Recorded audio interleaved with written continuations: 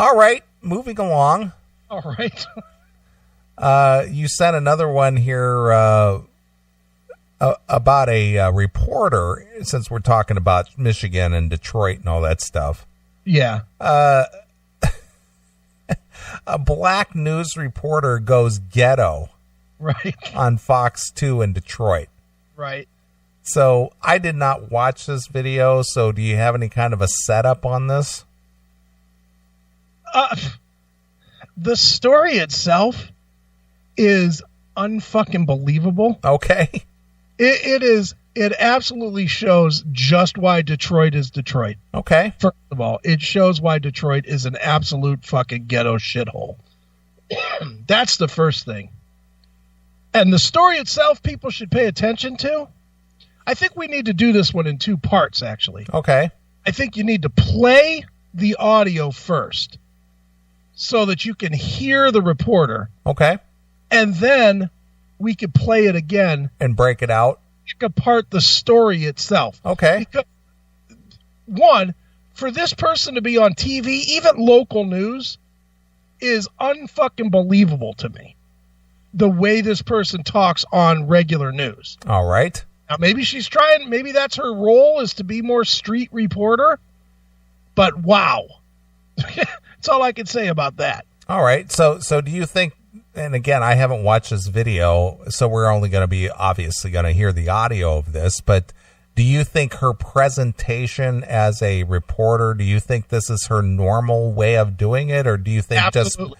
or do you think because just specifically this story caused her to go into and to use, no way. No. So you think she's in ghetto mode all the time?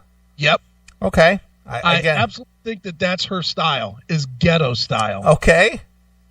All right. So this is a reporter on Fox 2 in Detroit. Yeah. All right. This clip is about 2 minutes long. All right. So I'm just going to play it in its entirety, and then we'll break it down.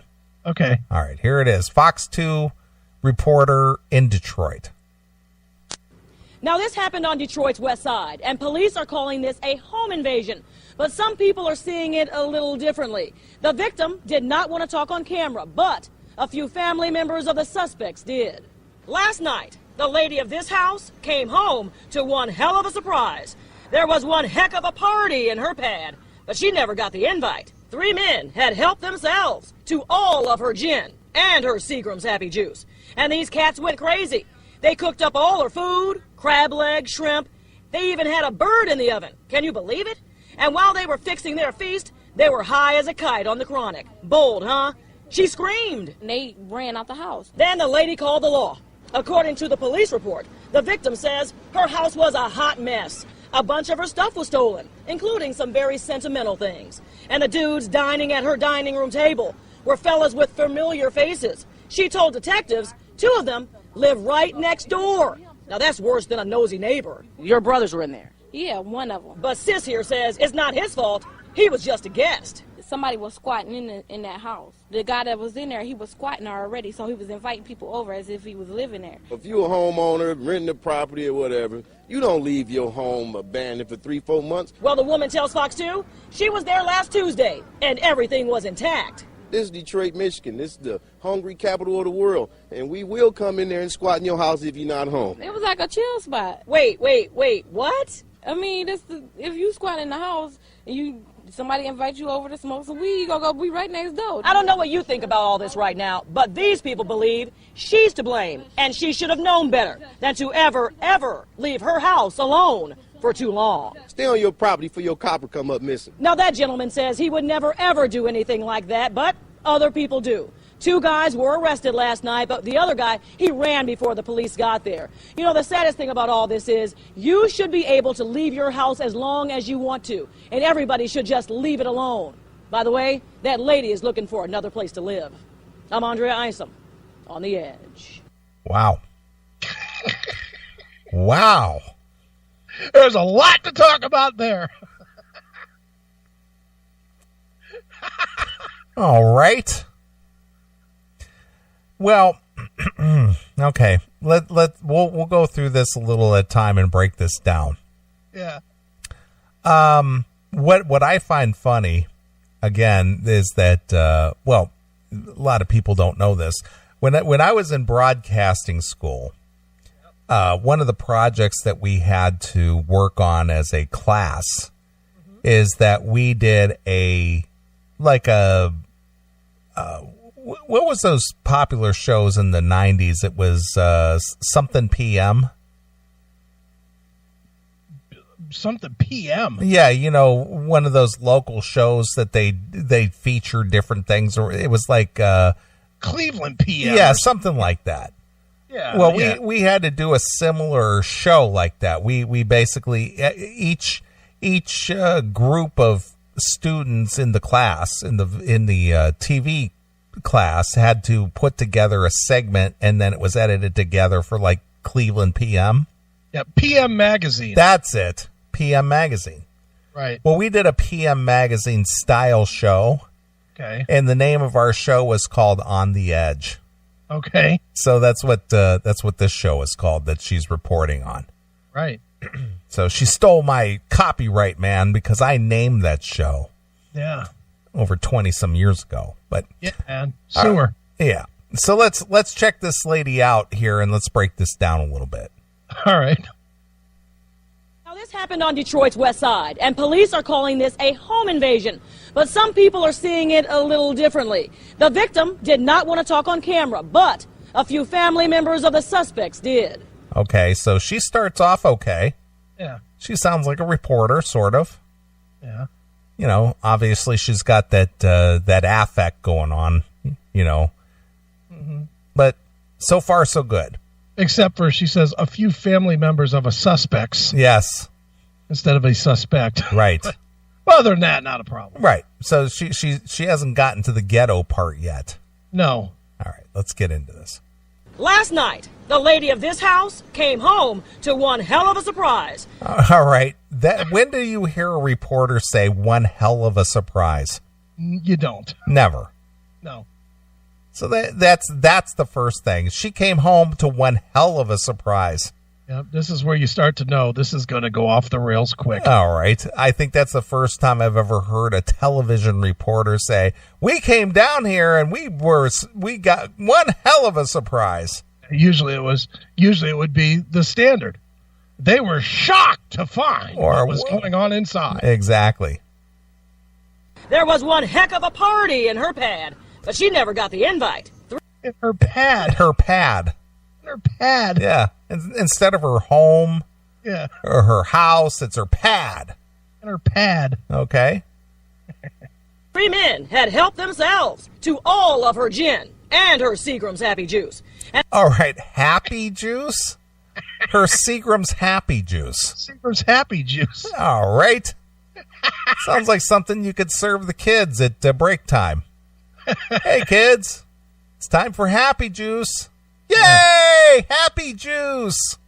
You mix it with a little gin and it makes everybody happy. Did they come in juice boxes with horse meat? Happy Juice boxes. Yeah, with horse cock. Right.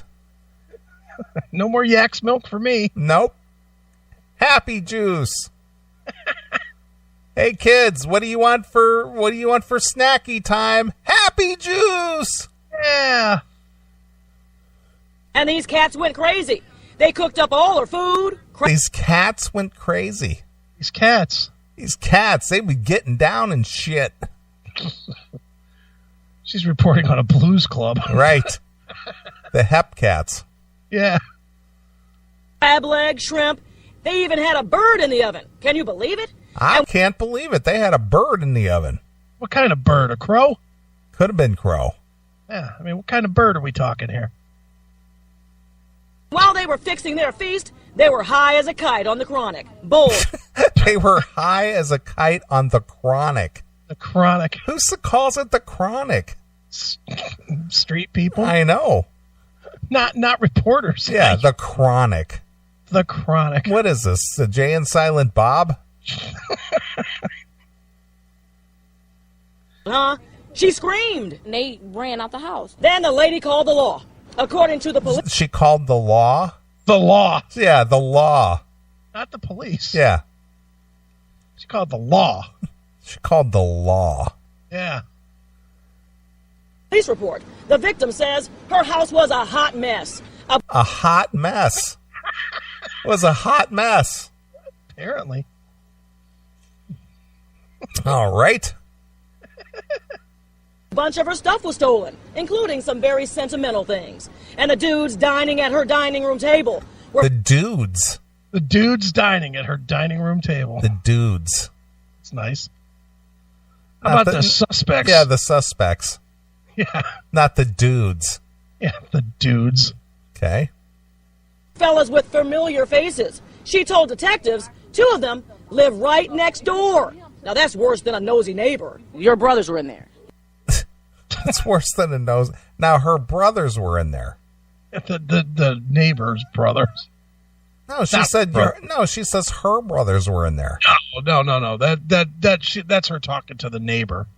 The neighbors. The person that lives next door, the lady, her brother was in the house. Okay. Porter. Oh, I gotcha. Not the lady who owns the house. No, the next door neighbor to the lady that owns the house. Her brother was in that's one of the dudes at the table.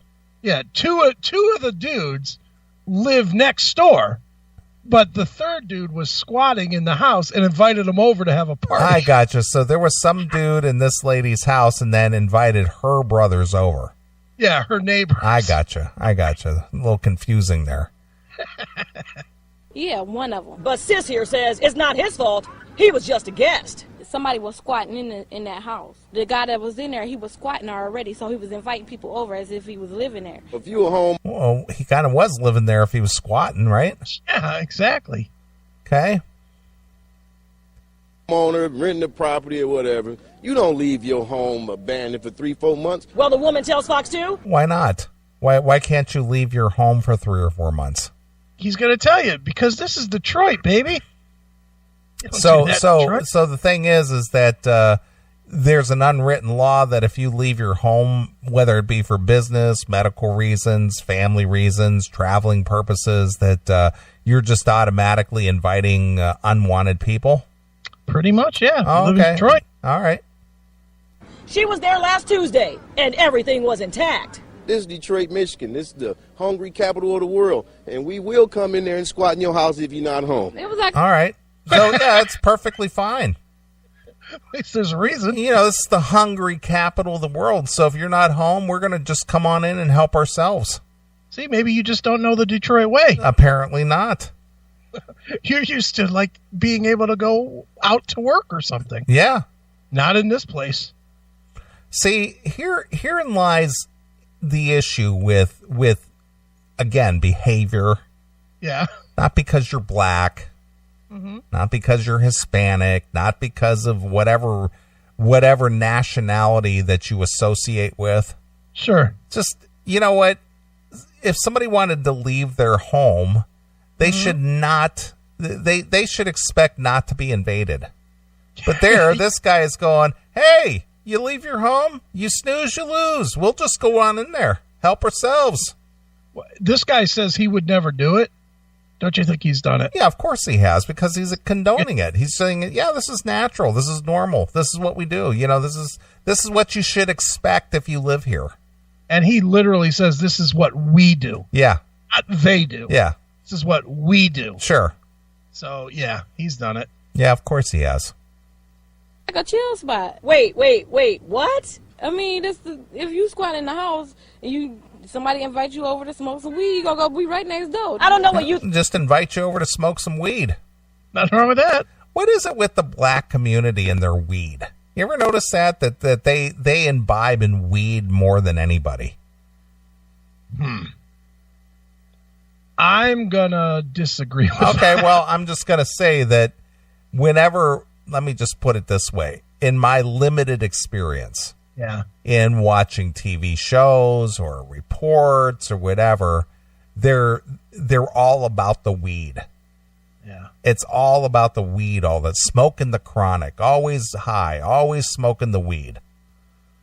I'll just say this. And again, it's the circles you run in, I guess. But if I get together generally with any 10 white guys, somebody smoking pot. Yeah, see, I don't know anybody like that. Yeah, I see it a lot. Okay. Just got to take your word for it. I would definitely say that it's. I certainly think that the black community certainly loves their weed. They do, and why is that? That's the question I have: is why are they predominantly, so into their weed? Because it's cheap. Weed is pretty cheap. Well, see, herein lies a problem. Mm-hmm. I'm sure you remember this about 3 years ago. Mm-hmm. The Pittsburgh Steelers star running back Le'Veon Bell, mm-hmm. and that New England Patriots running back, that Blount. Yeah, LeGarrette Blount. Yeah, they got busted smoking weed mm-hmm. on their way to a game. Sure. They I guess they were on their way to the airport or something, and they got pulled over because a traffic violation, and then they found out that there's weed in the car, and it's like, you guys are multi-million-dollar athletes. Sure. On your way to a game, no less. Mm-hmm. And you're smoking weed in the car? Really? Money's not important when you have guess, it. But see, there's the thing. It's just like this need for weed overrides common sense and the fact that, hey, I've got a multi-million-dollar football career here. I guess I'll just piss it away.